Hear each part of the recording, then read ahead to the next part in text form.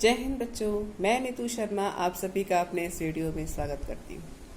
बच्चों, आज हम कवि विष्णु खरे जी द्वारा रचित कविता जिसका शीर्षक है एक गम, इस कविता के कुछ अंशों की सप्रसंग व्याख्या पढ़ेंगे। संदर्भ आप पूर्ववत ही लिखेंगे, जैसा कि आपको मैंने पिछले वीडियो में भी बताया है। कवि और कविता का नाम लिखेंगे। प्रसंग कुछ इस प्रकार से लिखेंगे कि इस काव्यांश में युधिष्ठिर और विदुर की खांडवप्रस्थ में मुलाकात का संदर्भ देते हुए कवि ने स्पष्ट किया है कि सत्य हमारे अंदर अपना प्रकाश तो भर देता है, परंतु वह हमसे किसी भी प्रकार का कोई संवाद या बातचीत नहीं करता है। उस समय हमें अपने अंदर उसकी उपस्थिति के होने का भी संशय होता है। हमें यह समझ नहीं आता कि क्या उसकी उपस्थिति हमारे अंदर है भी या नहीं। ठीक है, तो चलिए व्याख्या पढ़ते हैं। कविता कुछ इस प्रकार से है, जैसे शमी वृक्ष के तने से टिककर न पहचानने में पहचानते हुए विदुर ने धर्मराज को निर्विमेष देखा था अंतिम बार, और उसमें से उनका आलोक धीरे धीरे आगे बढ़कर मिल गया था युधिष्ठिर में। सिर झुकाए निराश लौटते हैं हम कि सत्य अंत तक हमसे कुछ नहीं बोला। हाँ, हमने उसके आकार से निकलता वह प्रकाश पुंज देखा था, हम तक आता हुआ। वह हम में विलीन हुआ या हमसे होता हुआ आगे बढ़ गया, हम कह नहीं सकते। इस कविता की व्याख्या पढ़ते हैं। कवि कहता है कि सत्य का प्रकाश हमारे अंदर वैसे ही समा जाता है जैसे समी वृक्ष के तने से टिककर न पहचानने में पहचानते हुए विदुर धर्मराज को निर्विमेष देखा था अंतिम बार।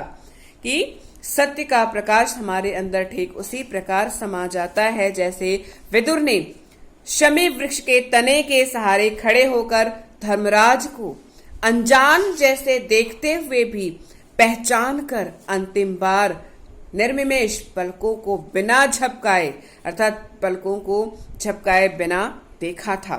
और उसमें से देखिए लिखा हुआ है, और उनमें से उनका आलोक धीरे धीरे आगे बढ़कर, और उनमें से उनका प्रकाश, आलोक शब्द का अर्थ होता है प्रकाश, तो और उनमें से उनका प्रकाश निकलकर धीरे धीरे आगे बढ़कर युधिष्ठिर में मिल गया। देखो, मिल गया था युधिष्ठिर में, अर्थात युधिष्ठिर में मिल गया, युधिष्ठिर के अंदर समा गया। सिर झुकाए निराश लौटते हैं हम कि सत्य अंत तक हमसे कुछ नहीं बोला। कहने का भाव यह है कि जब हम दृढ़ संकल्प के साथ सत्य को तलाशते हैं तब वह हमारे अंदर अपना प्रकाश भर देता है। आगे कवि कहता है कि सत्य का साक्षात्कार होने के बाद, सत्य से हमारा परिचय होने के बाद हम सिर झुकाए निराश ही लौटते हैं, यह सोचते हुए कि सत्य, देखिए दिया हुआ है सिर झुकाए लौटते हैं हम, कि जब हमारा सत्य से साक्षात्कार होता है तो हम सिर झुकाए हुए, है ना, लौटते हैं, यह सोचते हुए कि सत्य अंत तक हमसे कुछ नहीं बोला, यह सोचते हुए कि अंत तक सत्य से हमारी कोई बातचीत नहीं हुई, सत्य से हमारा कोई साक्षात्कार नहीं हुआ, सत्य अंत तक हमसे कुछ नहीं बोला। हाँ, हमने उसके आकार से निकलते हुआ प्रकाश पुंज देखा था। कवि कहता है कि हाँ, हमने उसके अंदर से निकलकर एक प्रकाश पुंज को आकर अपने अंदर समाते हुए देखा था। कवि के कहने का तात्पर्य कि हमने उसके आकार से निकलकर अपने पास आता हुआ वह प्रकाश पुंज देखा था, और वह प्रकाश पुंज हमारे पास आकर हम में विलीन हुआ या नहीं। देखिए दिया हुआ है, देखा था हम तक आता हुआ, हमारे पास तक आता हुआ हमने एक प्रकाश पुंज देखा था, वह हमें विलीन हुआ या हमसे होता हुआ आगे बढ़ गया। लेकिन वह प्रकाश पुंज जो है आकर हमारे अंदर विलीन हुआ या हमसे होता हुआ हमारे अंदर समाता हुआ या हमें छूता हुआ वह प्रकाश पुंज आगे निकल गया, आगे बढ़ गया, यह बात हम नहीं कह सकते। नीचे दिया हुआ हम कह नहीं सकते, अर्थात यह हम नहीं बता सकते कि वह प्रकाश पुंज आकर हम में समाया भी या नहीं। अर्थात सत्य की उपस्थिति के प्रति हमारे मन में संशय बना रहा। आगे की कविता है, न तो हम में कोई स्फुरण हुआ न ही कोई ज्वर। किंतु शेष सारे जीवन हम सोचते रह जाते हैं, कैसे जाने कि सत्य का वह प्रतिबिंब हम में समाया या नहीं।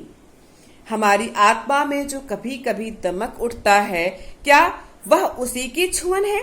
जैसे विदुर कहना चाहते तो वही बता सकते थे, सोचा होगा माथे के साथ अपना मुकुट नीचा किए युधिष्ठिर ने, खांडव प्रस्थ से इंद्रप्रस्थ लौटते हुए।